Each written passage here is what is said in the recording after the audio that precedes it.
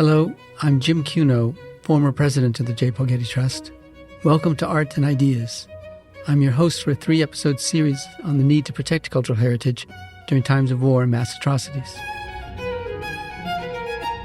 The society that we now live in has been in large measure accomplished by destroying the cultural heritage of previous generations at various moments. In this episode, I speak with Neil Macgregor and Kavita Singh about definitions of cultural heritage.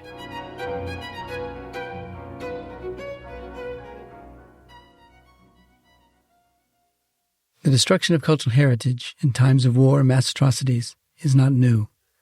Sadly, it has become a familiar aim of state and non-state actors across a growing portion of the world. Its ultimate goal is simple and direct. As Irina Bokova, then Secretary General of UNESCO, said after the destruction of Aleppo in 2012, "You deprive people of their culture, you deprive them of their history, their heritage, and that is why it goes hand in hand with genocide. Along with the physical persecution, they want to eliminate, to delete the memory of these different cultures." In 2016, the Getty convened an international meeting to discuss a framework for the protection of cultural heritage. 6 years later, Thomas Weiss, Presidential Professor of Political Science at the CUNY Graduate Center, and I co-edited a book, Cultural Heritage and Mass Atrocities. This 3-episode podcast series grows out of the work we did on this volume. These are difficult topics discussed in lively conversations by leading thinkers on the subject. If you want to learn more, I urge you to read the 38 essays in Cultural Heritage and Mass Atrocities, which can be downloaded free of charge at getty.edu/publications/. For this first podcast episode, I spoke with Neil Macgregor, former director of the British Museum, and Kavita Singh, professor of the School of Arts and Aesthetics at Jawaharlal Nehru University. We discussed how to understand what constitutes cultural heritage and why it should matter to all of us. Well, thank you, Neil and Kavita, for speaking with me in this podcast episode. Neil, you begin your essay by stating that all cultural heritage is in large measure intangible, and that this explains in part why it is most in danger when community narratives change. What do you mean by that? What I mean by that is that it seems to me that cultural heritage are those bits of our past that we think are important for our present and for the future. They're the bits of our past that we invest with particular significance and particular value. And I think that can often have relatively little to do with the absolute quality of the object. It's what the object means to us now that matters.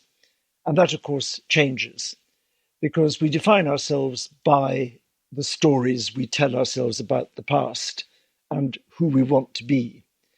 And I think you can see that very clearly in the way, for instance, in Britain in the 20th century, there was a moment when the Victorian architectural inheritance was something we wanted to forget. We didn't like it. It reminded us of slum exploitation, of an imperial adventure that was over, of a capitalist system that had been brutal, and nobody minded when great buildings were demolished.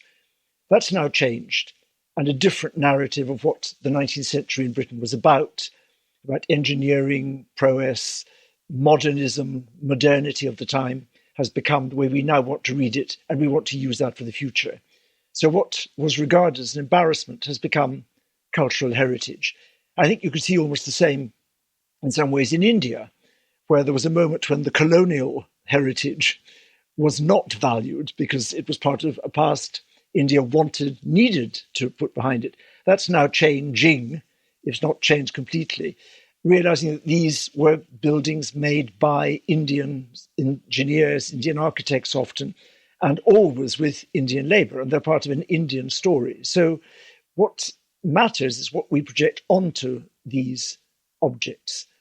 And I think you can see very clearly why that is at the heart of cultural heritage when you compare the different reactions of what one might call the Western world to what's happened in Eastern Europe after the end of the Soviet Empire, where a great many monuments were destroyed because they glorified Soviet liberation, in inverted commas, Soviet cooperation, as it was then thought. And it was essential for those countries not to think of the Soviet Union and Russia in that way any longer. And interestingly, nobody in the Western world, or very few in the Western world, objected to that, because we welcomed the end of the Russian Soviet Empire. And so we didn't think that those were cultural heritage that needed to be preserved.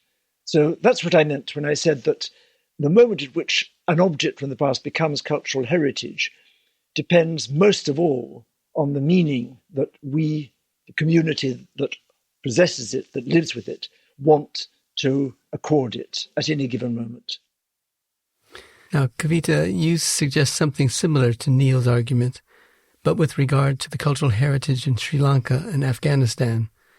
How do you see those phenomena as similar or perhaps different in some degrees to those of Neil's examples? Well, I think it's kind of interesting that you've paired the two of us here in this podcast today, because in many ways we're looking at the same phenomenon but through different ends of the telescope, as it were. And Neil speaks very much about processes in which a certain society and a certain culture has decided to claim or own something as its heritage, which has either led to the rebuilding of certain things that were destroyed in an earlier era, or the destruction of something that was made in a different era, which no longer represents the way the society wishes to think of itself. So, for example, to think of the statue of a slave owner Colston in Bristol being reckoned with by a contemporary society, which is a multicultural, post-colonial society, which does not wish to honor someone who made his fortune in the slave trade, right? But many of the things that Neil talks about are about processes of either building or of pulling down and tucking away, which have been achieved, which means that those people who redefine their culture in a particular way to espouse or to reject certain values had the power, either as legitimate state actors or as a large popular crowd which was not being opposed by state actors in the acts of destruction or construction that they did. And I think I'm talking about the flip side, where I'm talking about communities which have a great desire to have, to espouse, to nurture, to rebuild certain kinds of objects and sites in order to speak of the cultural heritage that they wish to own. But these are the communities that are not in power. They don't have the agency. And therefore, they are those underlings of the present moment in history who are left yearning for an agency and a voice that they do not have, and are instead condemned to the position of watching others redefine for them what should be the cultural heritage or the deep history or the civilizational meaning of the land that they exist on, which actually effaces their presence and their desires.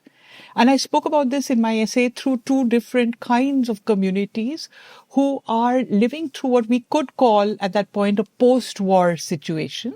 I was speaking about the Tamils in the northern part of Sri Lanka who come out of a 20-year-old civil war for self-definition and sovereignty, which they lose.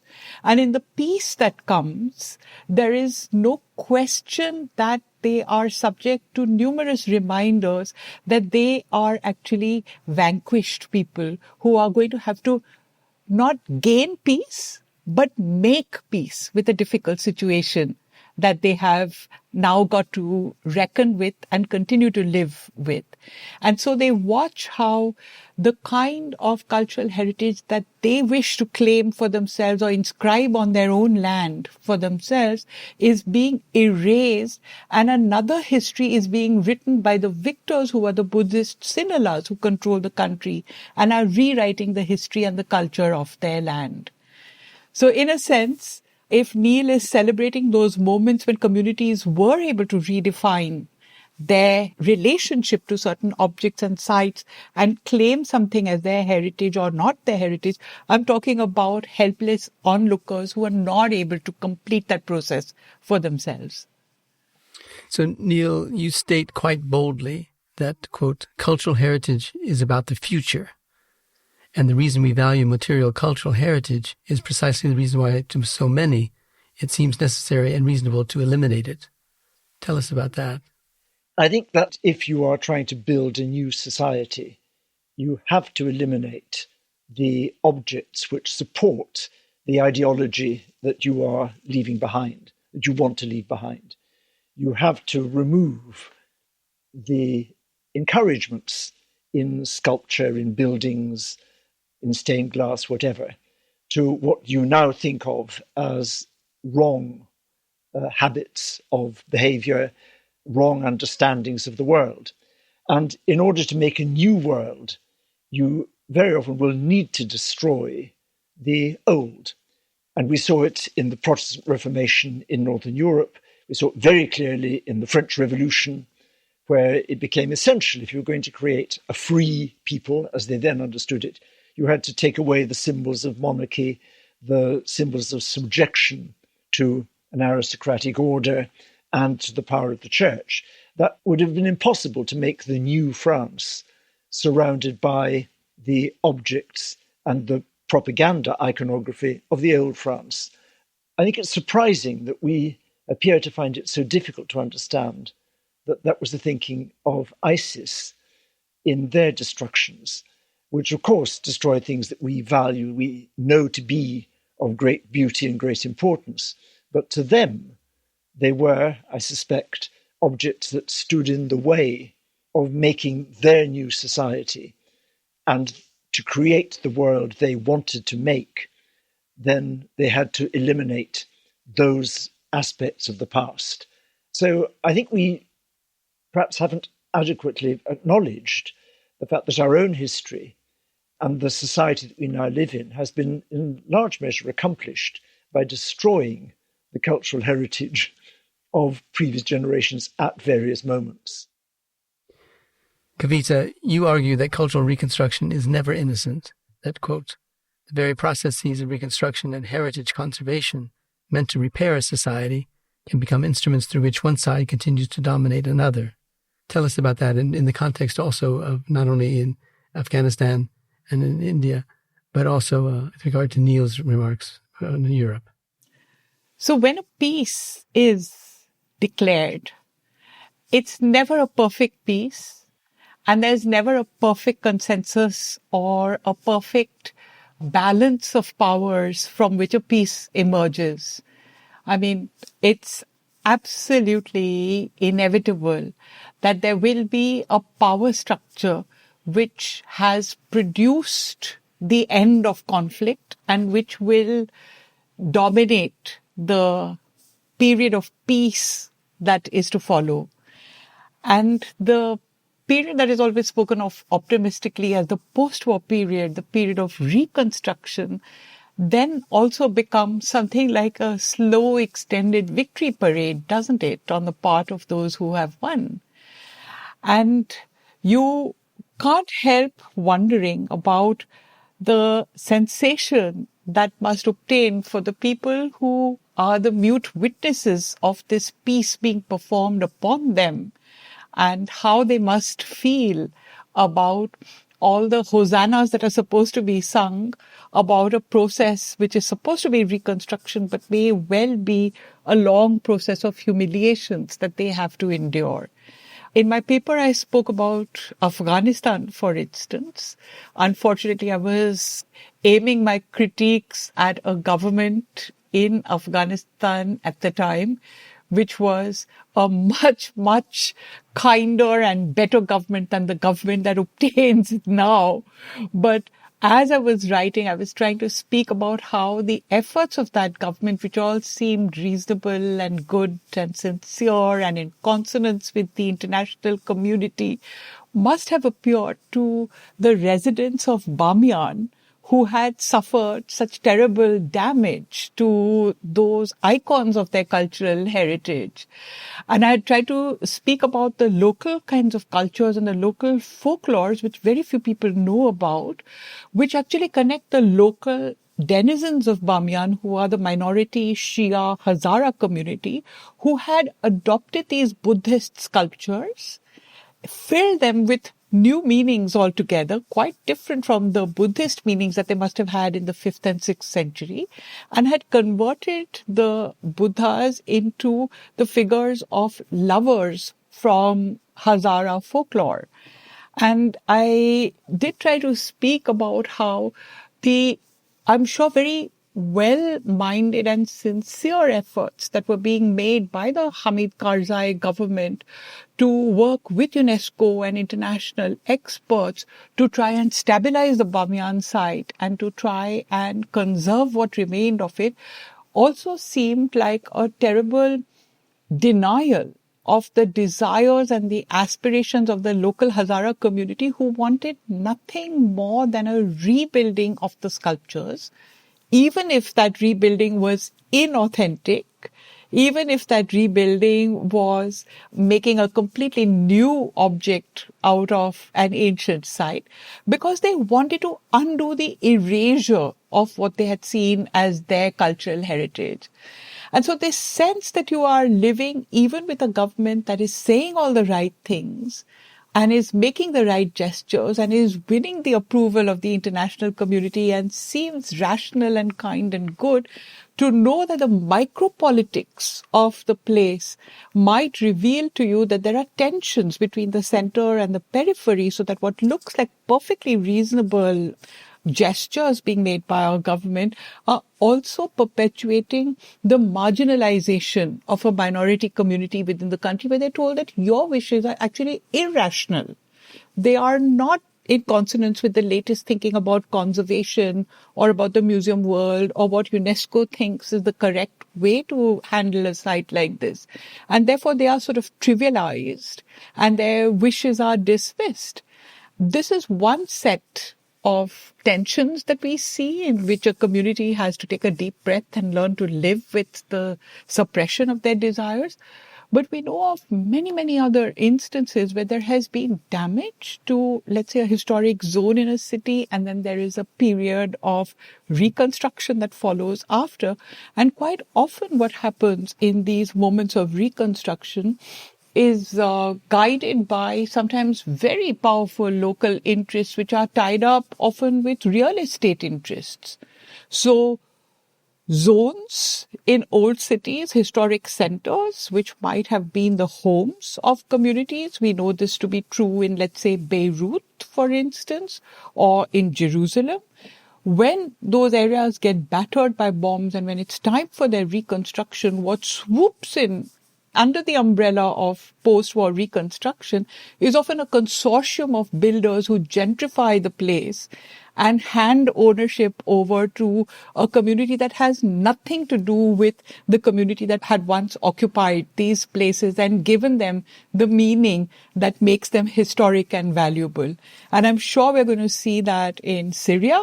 I'm sure we're going to see that eventually in Ukraine. It seems to me like an inevitability. This kind of change that perpetuates difference and restores order, however well-meaning it is precisely what you're talking about.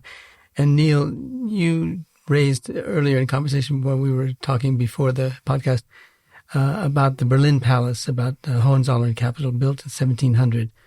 Tell us about the cultural and political role it has played over the centuries, and most recently in how it relates to our book project. Well, it does, interesting, demonstrate almost exactly what Kavita has been talking about what happens when the vanquished see their history erased. Because the history of that building of the site, which is now the Humboldt Forum in the middle of Berlin, is a perfect demonstration of the shifting meanings of cultural heritage and what we want to have as cultural heritage at particular moments. It was the Baroque town palace of the Hohenzollerns, the place from which the Kaiser proclaimed the war in 1914. So it has associations with Prussia and with military Prussia and the wars of the 20th century. It was badly bombed in the Second World War, but it was no worse bombed than many other buildings that were reconstructed afterwards. But in 1950, the communist government of East Berlin, it was in East Berlin, decided to blow it up completely, to destroy it, because they thought it was a symbol of Prussian militarism and for the new socialist Germany that they represented. the whole point of that socialist Germany was a rejection of Prussian aristocratic militarism. So a perfect demonstration of needing to get rid of a bit of cultural heritage to make the new country you want. Great protests, of course, from the art historians, the conservationists, and from many in the West who felt this was a misreading of the building and it was a great architectural masterpiece and should be preserved. It was destroyed. On its site, the East German communist government built the parliament of the German Democratic Republic, a perfectly honourable building of the 1970s, not particularly distinguished. It was nonetheless a symbolic building of the government. It was also a building where the public could go for concerts, for cafes, for discotheques, and above all for bowling. It was the best bowling alley in East Berlin.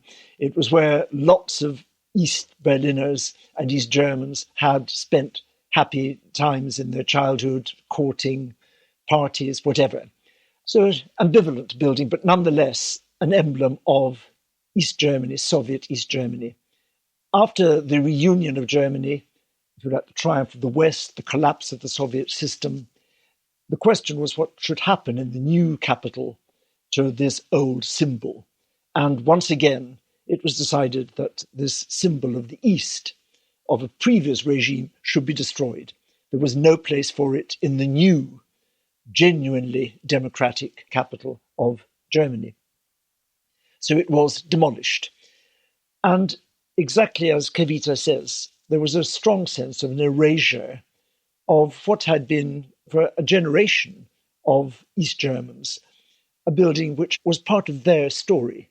And in its place, to the virtual total opposition of the East Germans, it was decided by the Bundestag, with a strong majority of Western members of parliament, that they should reconstruct the old Hohenzollern Palace. So 2 buildings demolished for the reasons that they no longer represented the history that they embodied, and now to be replaced by a reconstruction of the facades of the Hohenzollern Palace. But we were told this time with a different meaning.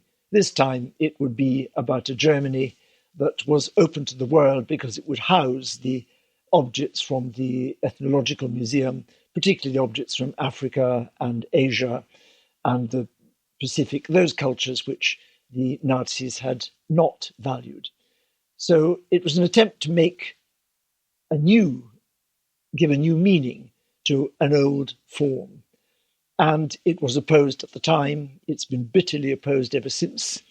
And the opposition is growing steadily because the associations, the meanings which the old building carries are not just ones of imperial aggrandizement. They're also strongly Christian ones. There's a cross on the top with an inscription saying that all people on earth must bow the knee before Jesus. All of this is now the center of really a violent public debate about the meaning of a piece of cultural heritage which has been reconstructed and the attempt to put onto it new significance. It is about the Germany citizens of Berlin, of Germany now want to see, and how they see themselves, how they see their past. It's a perfect demonstration of what Kavita has been talking about. In a rather similar way to the Bani and Bhuttas, this reconstruction was imposed by people with certain views, the victors at a certain moment, and it's now being debated very, very vigorously. Yeah, Kavita, I want to give you a chance to come back to what you were talking about and what Neil just raised. In your case, Sri Lanka and Afghanistan, that enough time has passed to allow us to see the shape cultural reconstruction can play in these regions. Tell us, Kavita, how this reflects on what Neil said with regard to the kind of reconstruction but follows on destruction. In many ways, I think the irony of the reconstructed palace in Berlin and the desire that the makers of this project had to convert the palace into a Humboldt Forum, which would celebrate Germany's Enlightenment histories, it's histories of scholarship and research and reason, and to use this edifice, which externally would resemble a very fine, I think, 18th century palace, but would fill it with the objects of cultures from far-flung parts of the world, which have not been honored enough, not been given a sufficiently central place in the reckonings of culture as written in the canonical books, and which has not had a physical space which is central and close to the Museum Island in Berlin, because it was all out in the suburbs in Dahlem, and therefore this building gave an opportunity to bring all of these things to the most museologically consecrated, most prestigious areas of display. I think all of these were intended as a kind of an expiation of guilt about what the idea of reconstructing a symbol of Prussian imperial pride might look like in the present day. The problem is that another way of understanding this viewing is that you build a palace of a European Enlightenment and you fit the rest of the world like little Lego pieces inside of it. And so you're basically telling the whole world that, you may have produced something, you may have believed something, you may have sung something, but it's only our scientific disciplines that will make sense of it or turn it into something that is of intellectual purpose, right? So yours is raw culture until we come and organize it and study it and give the touch of science to it, which then puts it inside a framework of intellection. And I think this has been one of the criticisms of the Humboldt Forum as it is conceptualized now, that it's a kind of a totalizing of the power of Western knowledge systems over all others, and that this is a kind of a token gathering of all others inside one grab bag space. Now, this is not something that is going to be unique to a phenomenon enacted in a Western capital. And so I was also very interested to see how the powers of science, the powers of archaeology, the powers of conservation, the powers of all the rational ways and empirical ways and objective ways that we have devised of handling cultural systems and cultural knowledge and cultural heritage, how those also become instruments of a certain kind of oppression, where the people who wish to say, oh my goodness, these are our gods, or these are our heroes, or these are the lovers whose songs we sing, that articulation actually has no power against that authoritative voice which says, this is a 6th century sculpture of the Gandhara school made with brick and stucco, and it can only have its authentic presence if it is built in the old authentic materials, and anything else would not quite be legitimate as a form of reconstruction. So the authority of our scientific disciplines and our internationally acknowledged orthodoxy of cultural management and correct practices or best practices can become part of these oppressive tools of over-management which take control away from communities and hand them over to some sort of abstract idea of professional and authorized set of bodies who have really the authority to not just take charge of things, but to tell those people whose things these are what those things are. Now, we saw a kind of well-meaning version of this in Afghanistan when all the German and Swiss and Japanese and French archaeologists were working in consonance with UNESCO in the Bamiyan Valley. And when somebody who was very sympathetic, a German archaeologist who was very sympathetic to the local Hazara wish to rebuild one of the Bamiyan statues in the name of stabilizing the rock face that was crumbling, produced some props which started looking suspiciously like the feet of one of the Buddhas. And he really did it as a sly kind of move, thinking that, okay, I've put a foot back, and maybe if somebody wants to come up later and add a little plaster to this brickwork, which is giving the suggestion of a foot and a boot, they may at some point in the future do it. But then somebody went and complained to the authorities in Kabul, who went and complained to UNESCO, and they were forced to demolish that little foot that they had put in, right? So you couldn't get a foot in the door, as it were, of these local practices coming back, or local beliefs taking precedence in Bamiyan. But when I was studying the Sri Lankan case, I found the role of these authorized custodians of heritage even more chilling, actually.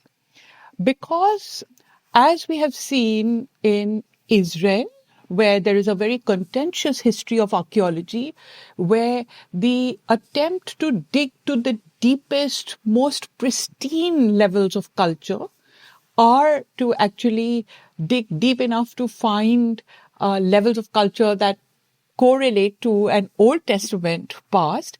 And in the quest for that deep past, you actually dig past and cast away centuries of accumulated material from Palestinian occupation, from Ottoman occupation, which become irrelevant, rubbish to be thrown out of the way. Similarly, in Sri Lanka, there is a desire to dig through to a deep level of authentic, pristine, primordial past, which is Buddhist, and to go past the levels which might have been Hindu and therefore allied with the Tamils, who are the minority who lost the war, basically. So what you have in Sri Lanka then is a concerted effort on the part of the archaeological establishment to produce these histories that are desired and to somehow dig, find, conjecture, reconstruct on the basis of very small and fragmentary remains that might be, to produce this Buddhist past, which is so desired by the Sinhala majority southern part of the island, which wishes to put its cultural stamp on the north as well. And I found it really telling that in order to force this kind of archaeological rewriting, the government of the day actually understood how fraught this exercise was and put the archaeological authority under the control of the military. So it became part of the defense ministry, So there was this understanding, in a sense, I think it was an implicit understanding that archaeology in this case is actually a violent act. And that is why it's being performed by something that has been absorbed by the military. So very often, the things that we hold up as the products of our rationality are actually only a very thin curtain that we are drawing over some very deeply instinctual and often violent part of ourselves. Well, thank you, Kavita, for reminding us of how unstable the very idea of cultural heritage is or can be, and the role that it plays in post-conflict resolution. Thank you both very much for speaking with me today and for contributing to our recent publication, Cultural Heritage and Mass Atrocities.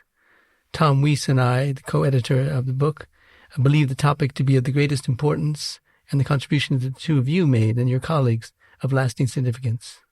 So thank you both very much. Thank you. Thank you very much.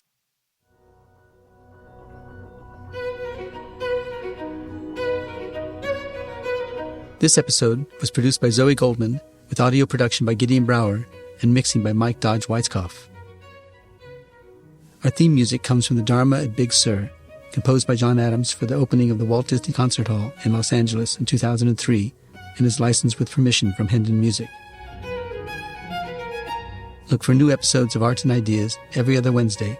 Subscribe on Apple Podcasts, Spotify, and other podcast platforms. For photos, transcripts, and other resources, visit getty.edu/podcasts. And if you have a question or an idea for an upcoming episode, write to us at podcasts@getty.edu. Thanks for listening.